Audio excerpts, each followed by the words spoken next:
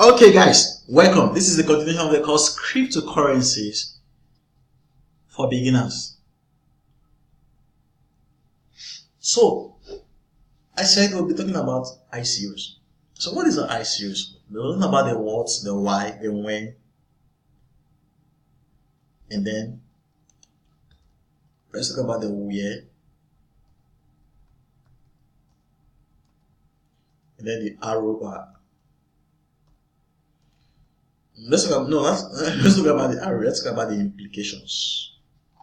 So, what are ICOs? You might be asking. First, ICOs, it stands for what they call initial coin offerings, or some people call it initial token generation, or some people may call it offering. So initial coin offerings or initial token generation. Okay, now we've seen what are ICOs. So ICOs is basically a way of raising money. Like I told you the last time, they don't call crowdfunding. So we want to raise money from the crowd. Someone has a project, and maybe the project is like Nigeria, for example. Sorry to raise Nigeria. There is power outage or power shortage. And then not only power shortage, there is the issue of high internet cost. When you want to buy data, it's very cost to actually access the internet. So someone says, okay, these are two problems. I want to solve these problems. And these are the benefits of me solving these problems and the rest of them. But I can't solve this problem because I don't have the money. So this person has a business prospectus, of which in the ICO world is called a white paper. So you have a white paper. So the person says, okay, this is my prospectus on white paper. This is what I am seeking to do. This is my team. This is where we are coming from. This is our background. We had a past, okay, this and that. This is where we are going, and this is what we'll be doing with the money and the rest of them. We are licensed, we're not licensed. This is that. The partnership we have and everything. Then we need money. Okay, so you want to say, okay, you need money? Okay. That is where the why now comes in. You want to check the why very, very, very carefully. The why, everybody have a why. You don't want to say you want to invest your money because the person just needs money or because they have a why. You want to check how valid is the why. Not only how valid, talking about validity, if it's actually authentic. Now, another thing again, you want to check if it's cogent. Now, when I mean cogent, if it is very, very if it's something of paramount importance. Sorry to use those words. You can say if it is paramount, if it is very important, if it is something of necessity, if it is essential, if it is something what they're seeking to do is almost indispensable. You want to talk about, you're talking about indispensability, you're talking about utility, you're talking about foundational infrastructure, like I talked about in the ICO course. Then you want to talk about things like who needs this stuff and the rest of them. So you want to be very, very careful there. Why? And then you want to ask how do I now participate in ICO? How will you raise the money and how do I participate? And then the how now comes into things like KYC. You can know your customer who's actually contributing the money and how you contribute. Are you using dollars? Are you using any kind of cryptocurrency? What are you using? Verification and the rest of them. And then how? How do you participate in an ICO? Do you just send the money to them or whatsoever? will be seeing the how. Then it's okay. When does the ICO start? ICOs, there are many ICOs that start. The when differs from different ICOs, but for that particular ICO you want to invest in, after you've seen their why, it's very cogent for you. You can now say, okay, when it's starting such dates, you want to keep it on your calendar, and then means that they can you buy. So that is the when. Then the where. Okay, where do I get the information? There is a place you can actually get the information. And then what are the implications of the ICOs? So the implications are positive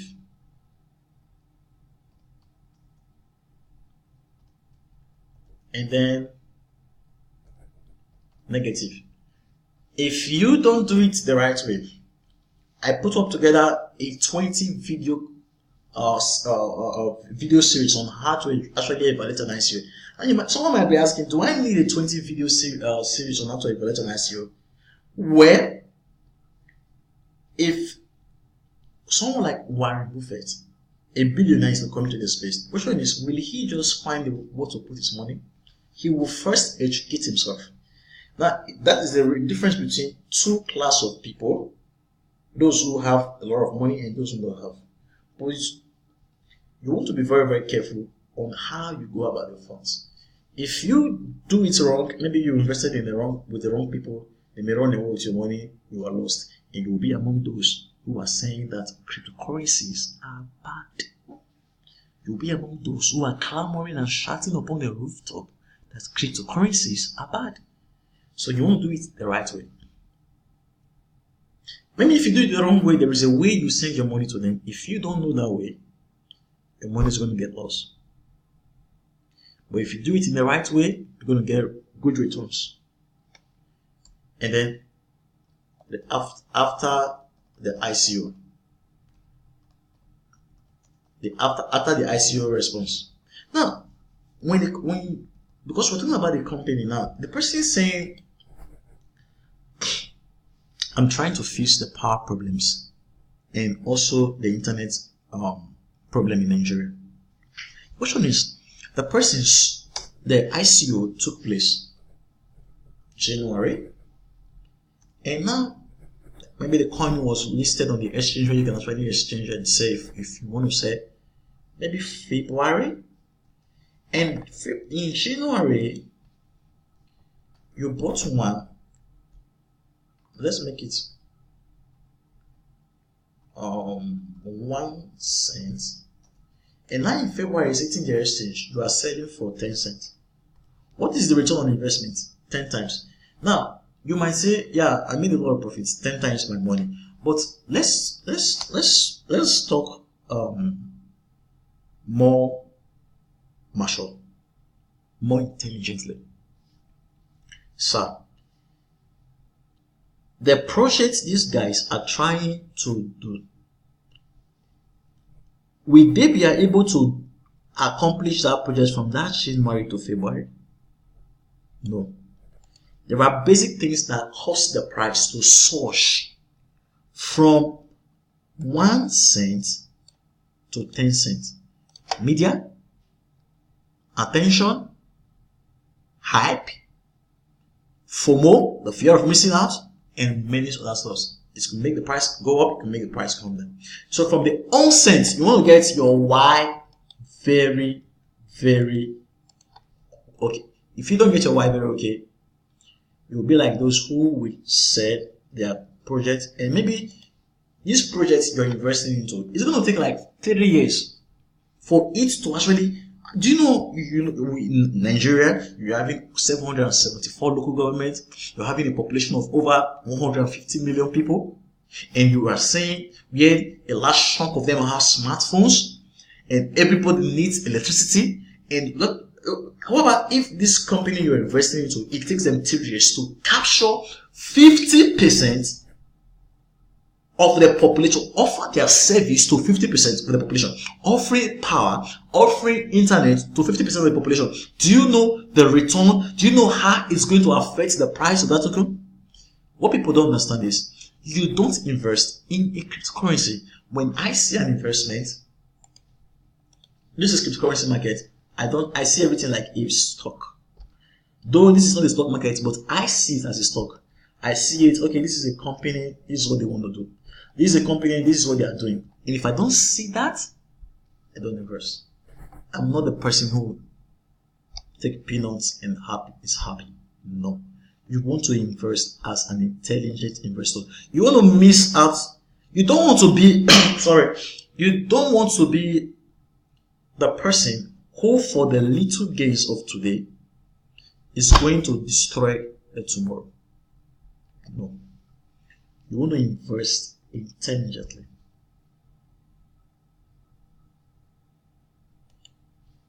So there are many industries like this. So if we're talking about for 50% of the population to actually to capture the population, 50% of the population, it's going to take 3 years, right?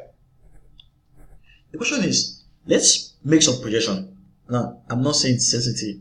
Everything from maybe February to be 10 cents, it's just a speculation. Let's say in February,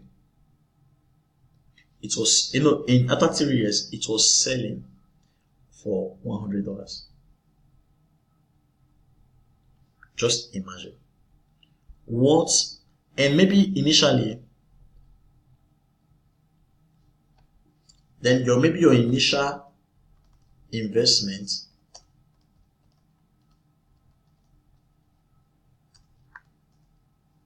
was just, let's make it, was $200.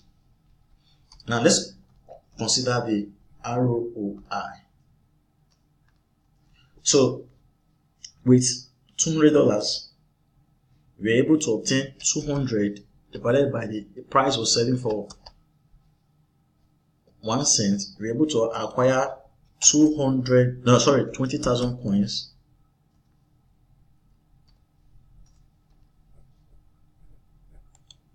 And the rate today is $100.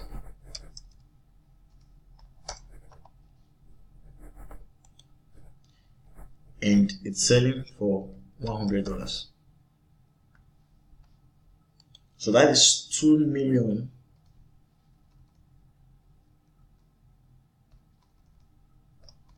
$2 million on return on. So let's talk about the ROI divided by 200. So the ROI now becomes 10,000. So you're having 10,000 times return on your investment in 3 years, where from just getting it right. Maybe you listen to the course, or maybe you did not listen to the course, right? Or whatever cost it. You invested with patience for 3 years, and now the company is able to secure 50% of that population. They're able to do this in 3 years because you were there, you're getting these returns. That is why I told you that there are mistakes you should never make in investing in crypto. There is a lot of money, there is a lot of greed everywhere, but when you look at the issue, you see people of quiet desperation who are falling for one scam, or they may not be falling for scam, but they are basically getting peanuts where they should be getting the return. My friend, do not go for crumbs when you can have the bread. Do not go for the breadcrumbs when you can have the bread. Have a good day.